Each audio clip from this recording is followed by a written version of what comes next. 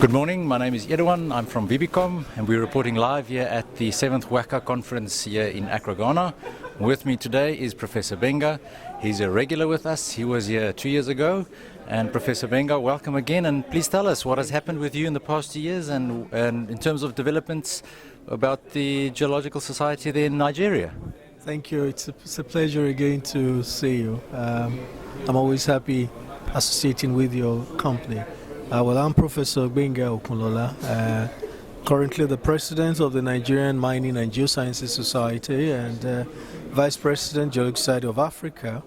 In the last 2 years, I would say West Africa has actually advanced, made progress in the minerals industry and in mining, and especially Nigeria. And I'd like to say now, with the new government in Nigeria about to take off and the stability that has been recorded over the years, Nigeria is set to take off fully as far as the mining industry is concerned.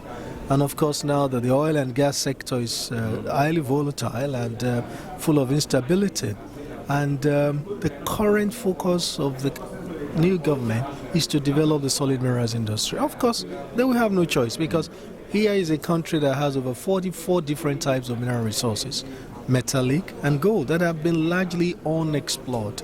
So it's a big opportunity. It's a wide opportunity. It's open.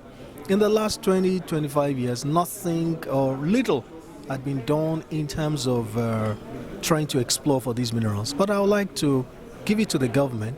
They've been able to establish good laws that is comparable with any in the world, with best global practices, good policies, good roadmaps, tax holidays that can attract investors, attract those who really want to explore. What Nigeria needs to do now is to step up its exploration programs. Most of these resources are there, and I talk because I'm a professor of exploration geology, and I know from empirical data that the potentials are huge. Take the limestone, for example. We're talking about not less than about 50 billion tons. In the last 3 years, we've set up about four cement companies. Two of them are the largest in Africa, the Dangote, but that's just about 1 or 2% of the limestone resources that you have. The clays, the shales, the clay stones for ceramics, and even the pegmatites for rare metals. There's a particular small gold field that's been developed now within a 1 kilometer radius, and just about 100 meters, you'll be able to prove about 1 million ounces of gold. And you have a belt that is about 800 kilometers stretch, this schist belt, greenstone belts, with a lot of quartz veins, auriferous quartz veins, and designated in 10 target fields that are largely unexplored. So these are green fields. There's stability in government now. There is some transparency in the license management, so that there is no opaqueness again.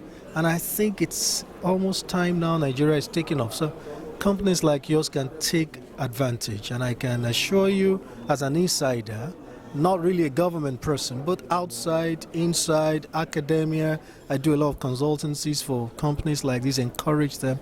This is the time to really be part of it. So it's been a huge development. Well, Doctor, that sounds very positive. So if we need to leave our viewers and our listeners and our readers with a message in terms of going forward for mining in West Africa, if there's one thing that you want to tell them, what do you want to leave them with? Yeah, what I would just tell them, especially for companies like you, is that you're almost getting too late. Because the earlier, the better. If you start now, you'll be one of the early starters, and you'll be able to share your experiences with others. West Africa is ripe for mining. This is a place you can get quick returns on your investments. This is a place in which you can have cheaper, what do I call it now, personnel. Not necessarily because in terms of their quality, good quality, the expertise are there. And I would say they are all ready to be used, and at cheaper rates than you have, in the Western world. And at the same time, it's conducive.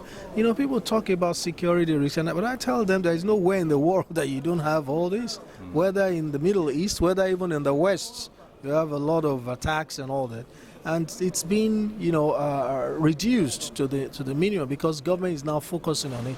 And democracy is booming, and these are areas in which you need to have as fertile grounds for good investment. So my advice for viewers, my advice for the investment world, my advice to companies like yours is that it's time for you to come and really establish your presence in West Africa, in Nigeria and other countries around there. The geology is ripe. The geology is ripe. And I think the potentials are there. Well, Doctor, thank you very much. We've heard that we need to move first, we need to move fast. The doors are open, so we thank you. This is Eduan from VBKom signing out here from the 7th WaCA in Accra.